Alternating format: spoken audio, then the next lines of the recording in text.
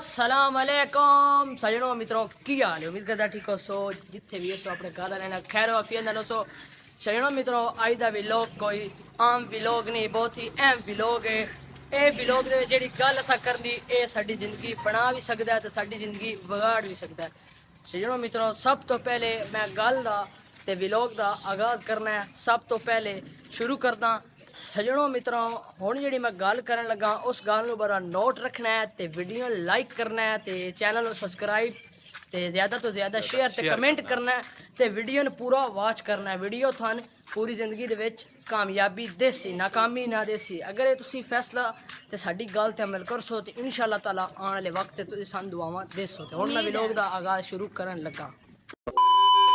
मित्रों आई दी सी सच्ची दिल की गल दसन लगे हाँ। दिल की गल ये है बई जिंदगी दे विच इंसान की जिहड़ी जिंदगी होंदी ना उहदे विच एक ऐसा वक्त आंदा है उस्मान भाई जिहड़ा संजीदा ते जिहदे लोग कन्फ्यूज हो जांदे बिल्कुल इंदी गल कन्फ्यूज हो जाते ते उस तो बाद जी अगर असी यूट्यूब यूज़ कर रहे हैं अगर असी उहदे कामयाब होविए या नाकाम होविए अगली गल उस्मान भाई तुहानू दसदे। उस्मान भाई दसना सजनों मित्रों तो यूट्यूब असी करिए या ना करिए, सेफ रहिए या ना रहिए, असी रिस्क लविए या ना लविए ये साडे कुदरती है। ठीक है पहला शख्स जेड़ा हुंदा ना वो जिंदगी दे विच जेड़ा भी काम शुरू करे दैन भाई ते कामयाब नहीं होंदा और रातों रात कोई बंदा नहीं कामयाब हो सकता। बिल्कुल दैन भाई ठीक कुछ टाइम लगदा है तो कामयाब होंदा बंदा। असि हुण यूट्यूब ते काम कर रहे हैं तकरीबन 9 साल एक लगेगा मेहनत कर रहे हैं लेकिन उम्मीद है जिन्नी भी साडी ऑडियंस है ना जिन्ने भी साडे लोग हैं पसंद जेडे सन करते हैं उम्मीद है भी इंशाअल्लाह ताला सन साल तो पहला उम्मीद है भी वो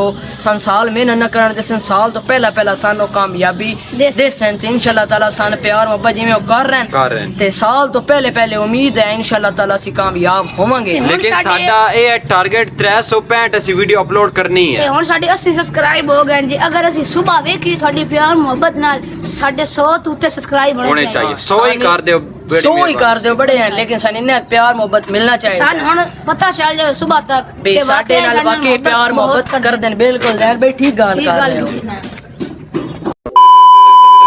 असि अकेले कोई नहीं सजणो तिन्ने भी फिलहाल अकेले कोई नहीं क्योंकि थोड़ी सपोर्ट साडे नाल जब तक रहनी है अकेले नहीं रहना। हालांकि YouTube ते 80 साडी फैमिली हो गई है 80 फैमिली यानी 80 साडे सब्सक्राइब हो गए। ठीक है है मैं तो अगे भी आ गया हुण भी आंदा पे सन प्यार मोहब्बत दे और साडे तकरीबन सुबह तक आँख खोलिए तो 100 सब्सक्राइब होयो। असा थोड़ा पूरी प्यार ते मोहब्बत वेखनी जेड़ा भी काम करो ना ਉਹਦੇ ਵਿੱਚ ਕੋਸ਼ਿਸ਼ ਕਰਦੇ ਰਹੋ ਹਾਰ ਨਾ ਮੰਨੋ। ਜੇ ਹਾਰ ਮੰਨ ਗਏ ਤਾਂ ਫਿਰ ਤੁਸੀਂ ਜ਼ਿੰਦਗੀ ਦੇ ਵਿੱਚ ਕਦੀ ਕਾਮਯਾਬ ਨਹੀਂ ਹੋਣਾ। ਜਿਹੜੀ ਤੁਸੀਂ ਅਗਰ ਇਹ ਵੀਡੀਓ ਵੇਖ ਰਹੇ ਹੋ ਮੈਨੂੰ ਲੱਗਦਾ ਹੈ ਵੀ ਸ਼ਾਇਦ ਦੀ ਗੱਲ ਹੈ ਤੁਸੀਂ ਵੀ ਕਿਸੇ ਫੈਸਲੇ ਵਿੱਚ ਫਸੇ ਹੋ। ਕਾਮਯਾਬੀ ਇੱਕ ਦਿਨ ਨਹੀਂ ਆਂਦੀ ਲੇਕਿਨ ਫੈਸਲਾ ਇੱਕ ਦਿਨ ਕਰਨਾ ਪੈਂਦਾ।